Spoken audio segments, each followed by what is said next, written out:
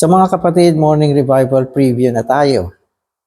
At ang schedule natin ngayon ay week 46, day 4. At ang mga Bible verses natin ay Revelation 19, 12, 15, 2 Thessalonians 2:8. So babasahin ko na yung mga Bible verses natin. Amen. And his eyes are a flame of fire, and he has a name written which no one knows but himself. And out of his mouth proceeds a sharp sword, that with it he might smite the nations. 2 Thessalonians 2:8, and then the lawless one will be revealed, whom the Lord Jesus will slay by the breath of his mouth and bring to nothing by the manifestation of his coming. So itong mga verses natin ay pagpapatuloy ng mga gawain ng Panginoon sa panahon ng kanyang pagbabalik openly. At sa Revelation 19, 12 to 15, dinescribe muli sa atin ang itsura ng Panginoon sa panahon ng kanyang paghahatol. Lalo na ang kanyang mata na katulad ng ningas ng apoy. At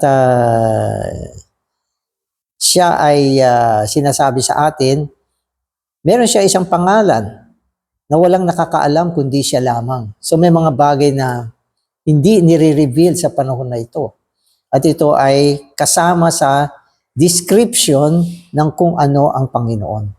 So ano ba ito? Hindi natin alam. Ano bang name yan? Siyempre, ang mga pangalan at titulo ng Panginoon ay nagpapahayag ng kung ano siya. So itong particular na name na binanggit, siya lang ang nakakaalam. Ibig sabihin, meron ding mga bagay na hindi pinapakita sa atin. Verse 15, out of his mouth proceeds a sharp sword, that with it he might smite the nations. So ito naman, malinaw na ang kanyang equipment, ang kanyang espada, ay nanggagaling sa kanyang bibig. At ano ba yung nanggagaling sa bibig niya? Siyempre, salita yan. Salita. So mula sa salita, merong espada para tapusin, utasin ang kanyang mga kaaway. So yun ang gagamitin niya.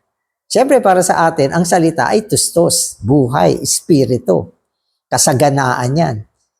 Pero tungo sa kanyang mga kaaway, ito ay katulad ng isang sandata, isang tabak na gagamitin niya para sila ay utasin.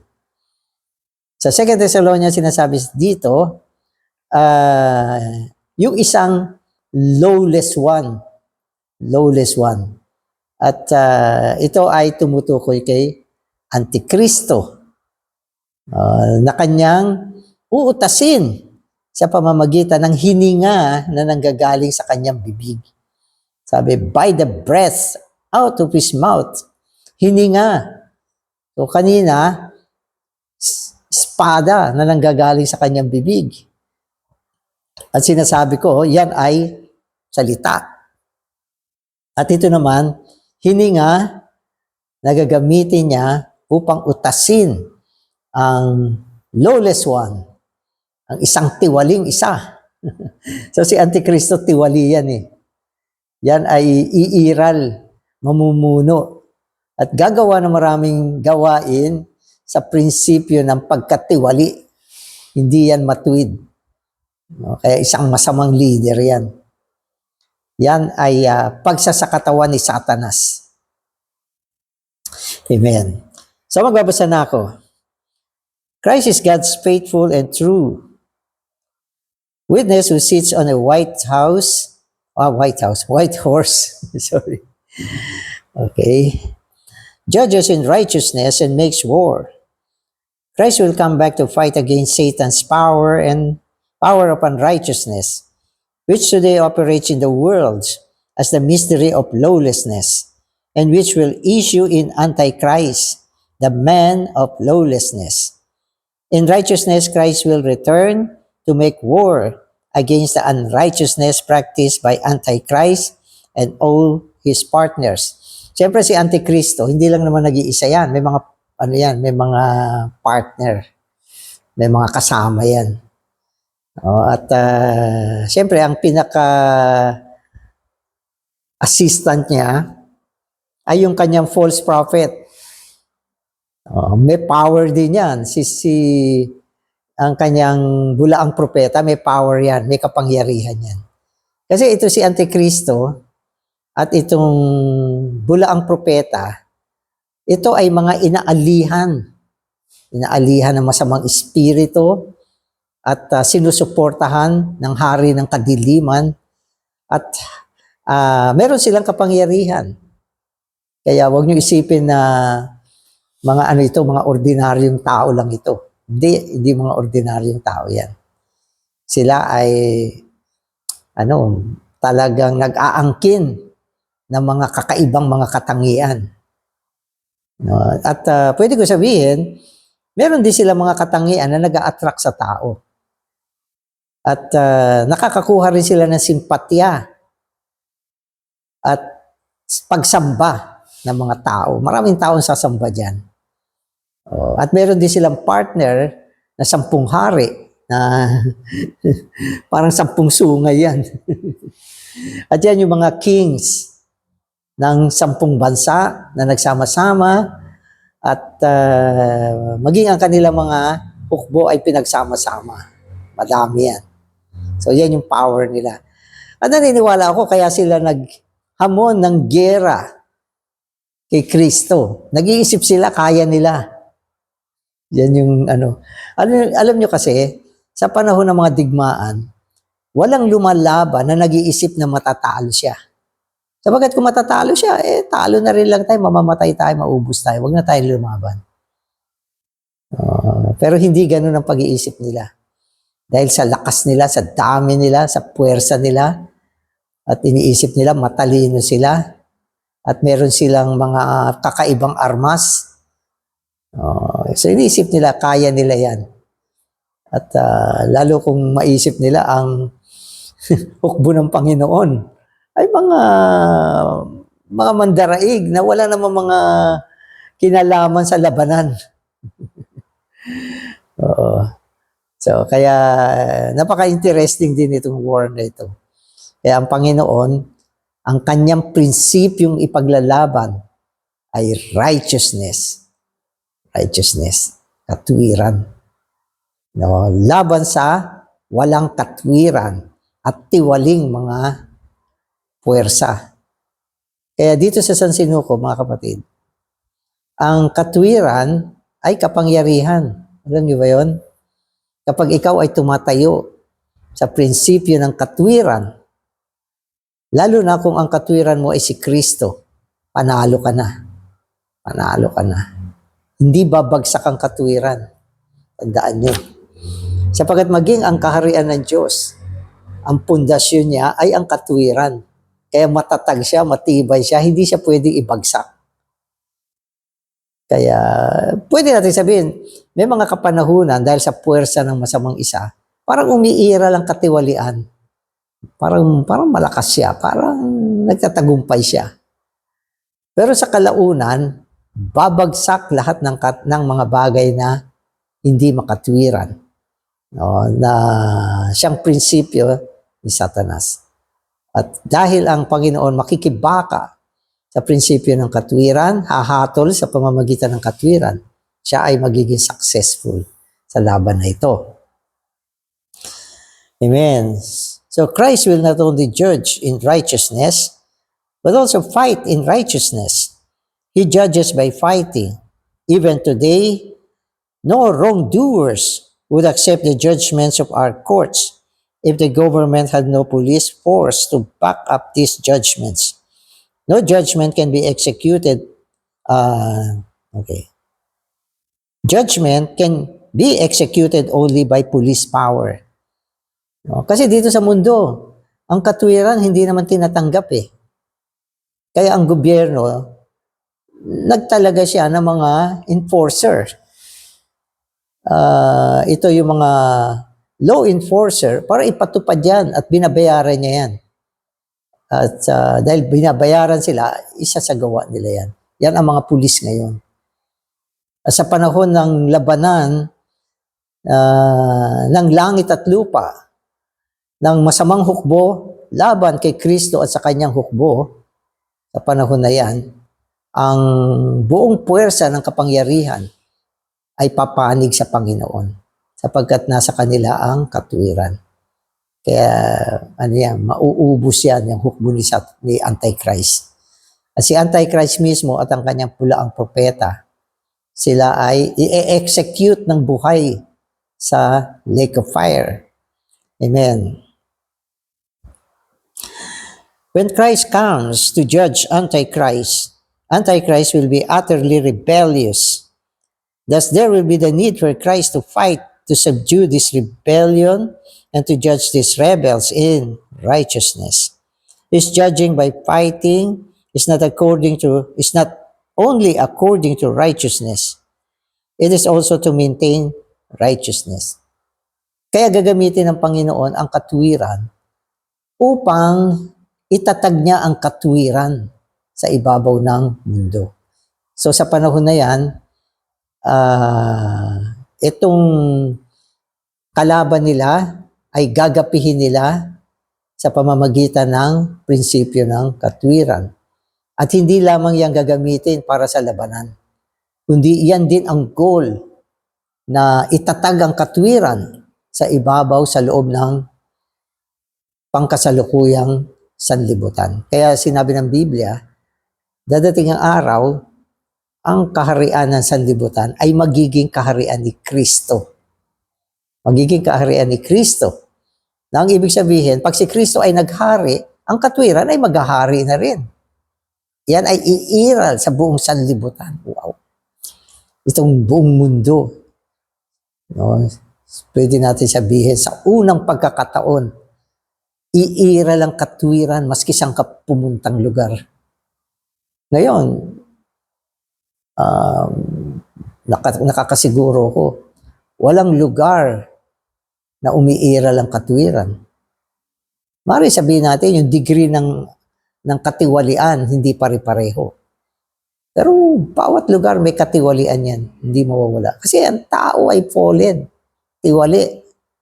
At si Satanas, umiiral ngayon, naghahari pa siya dito sa sanlibutan. Pero bilang na ang kanyang panahon at araw, no? Ang kanyang prinsipyo ay prinsipyo ng pagre-rebelde. Pagre-rebelde. At ang pagre-rebelde ay isang napakasamang kasalanan. Ito ay isang prinsipyo at kalikasan ng kanyang kaaway na si Satanas na siyang unang nagrebelde laban sa Diyos. Rebellious yan. Kaya ang mundo kaya napakagulo. No, dahil umiira lang pagre-rebelyon. Hindi lang rebelyon sa gobyerno, kundi maging sa Diyos. At umiiral din ang katiwalian sapagkat walang katuwiran. Amen. So today's reading na ako. In Revelation 19, Christ the bridegroom as the commander-in-chief appears riding on a white horse. The horse of the first seal in 6:2 is also white and signifies the preaching of the gospel. Thus both Christ and the gospel ride on a white horse. In the book of Revelation, white indicates being clean, pure, just, and approvable. Even today, we are riding on this white horse. Our preaching of the gospel is clean, pure, just, and absolutely approvable by the Lord. Christ will ride on this horse as he fights against his enemy. So yung kabayo, puti. Ito ay katulad nung binabanggit sa atin sa saan ba lugar ito? Yung unang tatak sa 6:2 ng Revelation. So binanggit sa atin yung puting kabayo. Apat na kulay na kabayo. At yung puting kabayo ay sumasagisag sa preaching of the gospel. At ang kulay puti ay sumasagisag sa kalinisan, pagkadalisay, at parehas. Ibig sabihin, katwiran at aprobado. So yan ang ibig sabihin ng puti. Kaya minsan tayo, mahilig din magsuot ng puti. Sapagkat parang ano siya, magandang tignan. Pero siyempre, ang pinakamainam, yung realidad ng pagiging puti. Dapat malinis. Oo, malinis. Dapat dalisay. Ano pa? Dapat makatwiran. At dapat naaprubahan ng Panginoon. So, yan yung ibig sabihin. Kaya tayo, okay. So, ang Panginoon, unang-una, siya yung fighting general ng hukbo ng Diyos, nakasakay sa puting kabayo. Oo. Nang ibig sabihin, ang kanyang pakikibaka ay malinis, parehas, makatwiran, at dalisay ang kanyang intensyon. Hindi ito katulad ng mga war ngayon na mga ang intensyon napakadumi. At aprobado ng Diyos. Ito yung gera na aprobado ng Diyos. Go! Ibig sabihin, lalaban si Kristo? Ang Diyos, go!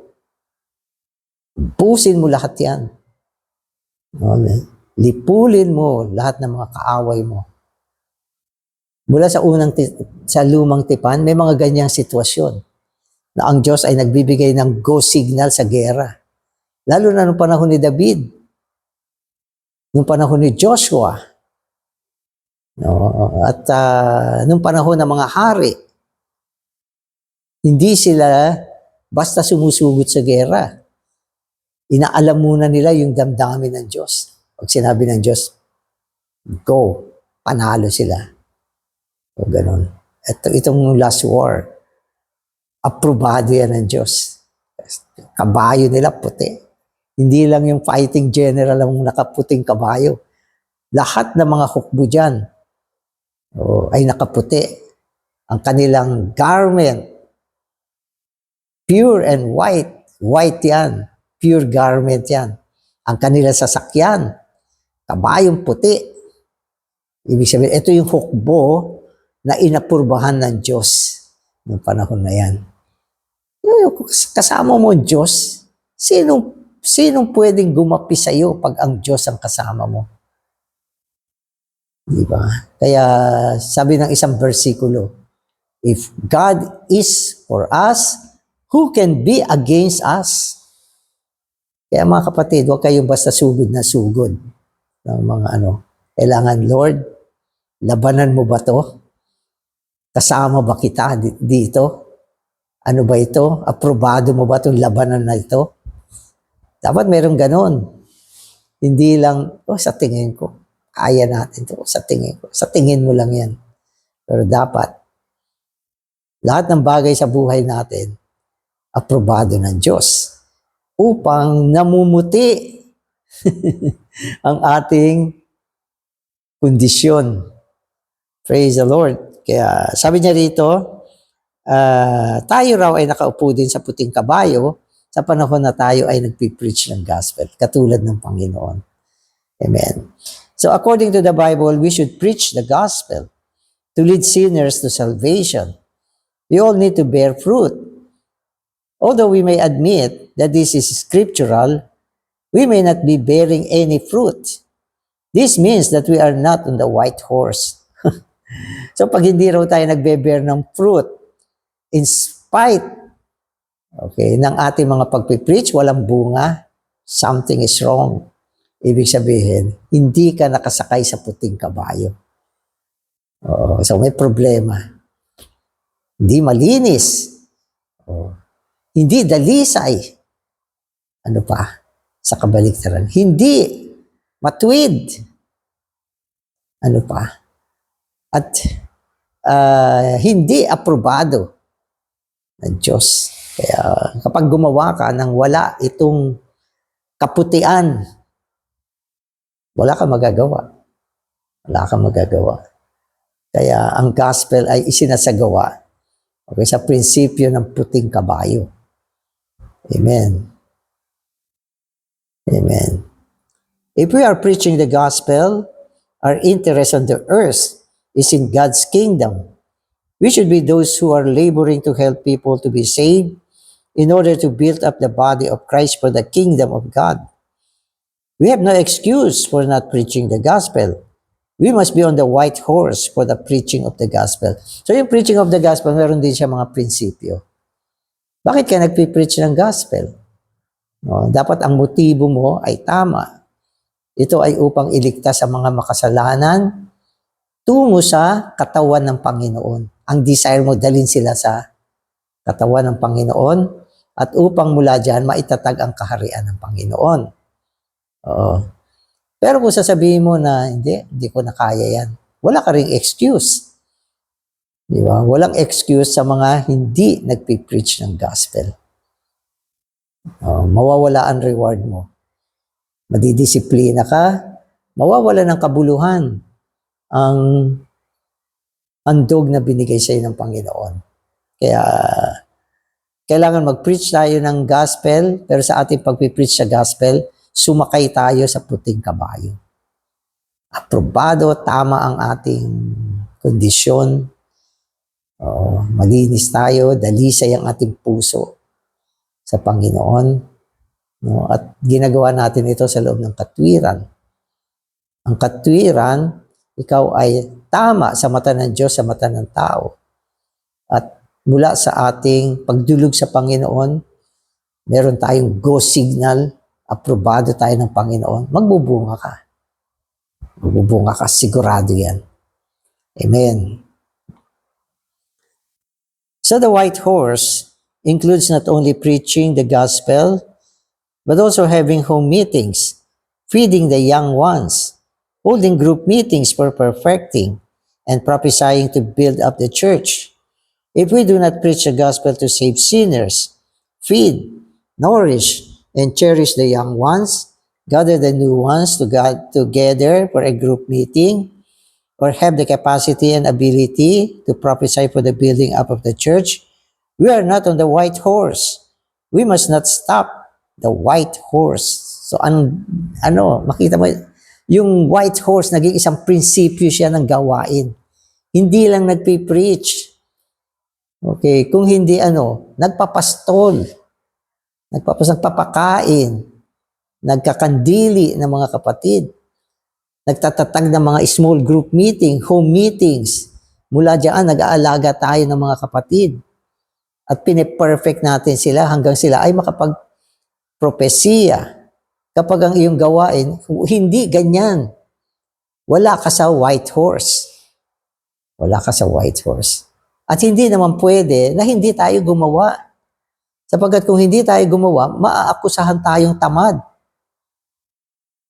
Diba? At kung naakusahan tayo ng tamad, tayo ay magiging masamang alipin. At kung nangyari yan, mawawala sa atin ang darating na kaharian na ibibigay ng Panginoon doon sa mga tapat sa Kanya at mga tao na naglingkod sa Kanya sa pamamagitan ng pagsakay sa puting kabayo. So ito yung binanggit ito. So mga kapatid, huwag tayong banjing-banjing. Let's go. Mag-go tayo, mag-pray tayo. Magtatag tayo ng mga team. Umayo tayo. Ipalaganap natin ang ebanghelyo sa isang dalisay na paraan. Kaya ang laking bagay pala itong puting kabayo. Amen. Christ's eyes, being a flame of fire, signifies his judging eyes. He will judge according to what he sees. His flaming eyes will carry out his judgment. As the warrior, Christ has many diadems on his head. Because he has been crowned with many kinds of glory, he wears many diadems. So, yung itsura ng Panginoon, ang mata niya, katulad ng ningas ng apoy. At ang kanyang korona, ay marami mga diadems, mga bato, mga precious stone. Kasi, maraming aspekto ng kaluwalhatian ang ipinutong sa Panginoon. Napakayaman niya sa kaluwalhatian. At ang kanyang kaluwalhatian ay hindi kumukupas. Hindi ito mga glory na pansamantala sa lupa, na katulad ng mga makalupang kaluwalhatian. Isang taong champion, ang galing-galing. Nung tumanda, hindi na champion, talunan na. Nawala na rin lahat ng kaluwalhatian niya. Di ba? At champion man siya, na namatay naman siya, nawala na rin siya. Kaya fading lahat ng mga glory dito sa lupa. Marami mga dakilang tao na ngayon hindi na pinag-uusapan. Minsan tinatayuan nila yan ng mga monumento. Pero nakikita ng mga bata, hindi nila alam ano ba yan. Ano ba yung mga estatwa na yan? Kaya ang kaluwalhatian ng Panginoon ay sinasagisag ng mga diadems, mga makikislap na mga bato na ipinutong sa Kanya. No? At ang Panginoon, sa panahon ng Kanyang paghahatol, ang Kanyang mata ay katulad ng ningas ng apoy. Lahat na makikita ng Kanyang mata na hindi makatwiran, hahatulan niya. Ito ay ang mata ng isang humahatol. Ibig sabihin, kung ikaw ay matuwid, kampante kang makakatingin sa mata ng Panginoon. Subalit kung ang isang tao ay wala sa katwiran, hindi niya kayang tignan itong matang ito. Amen. As the one on the white horse, the Lord has a name written which no one knows but Himself. This indicates that there are certain aspects of Christ that we have not experienced and that only He Himself knows. These are secrets concerning Christ that He keeps within Himself. So ano ang yaman ng karanasan mo sa Panginoon? Hindi mo makukumpleto yan. Na ang ibig sabihin, meron pa rin mga bagay na hindi umaabot. Hindi tayo umaabot sa mga karanasan na meron ang Panginoon. Kaya, ibig sabihin, hindi mo siya kaya sa idin. Ang yaman, ang lawak, ang kanyang sukat, ang kanyang lapad, ang kanyang lalim, hindi kayang arukin. At siya mismo, ay hindi masayod. Amen. Even though we may experience and enjoy Him to the uttermost, there will still be aspects of Christ that will be kept secret from us. They will not be known even by His closest overcomers. This indicates that the Christ whom we experience is inexhaustible. Inexhaustible. Hindi mo siya kayang saidin. Hindi mo siya kayang arukin. At hindi siya masayod na Kristo. Sobrang yaman ng Panginoon. Okay. Lakihan mo man yung kapasidad mo, aapaw pa rin siya sa iyo. Maging ang mga karagatan, okay, ay hindi sapat. Hindi siya sapat upang tapatan niya ang kayamanan ng Panginoon. Ang mga malalawak na mga disyerto, kulang pa yan para itapat mo kung ano ang Panginoon. Kaya, salamat sa Panginoon. Ito ang Kristo na ating sinampalatayanan. Ito ang Kristo na pinaniwalaan natin, pinagkatiwalaan natin. Na hanggang sa ngayon, hindi natin siya nakikita, minamahal natin siya. Pinaglilingkuran, sinasamba. Salamat sa Panginoon. Amen.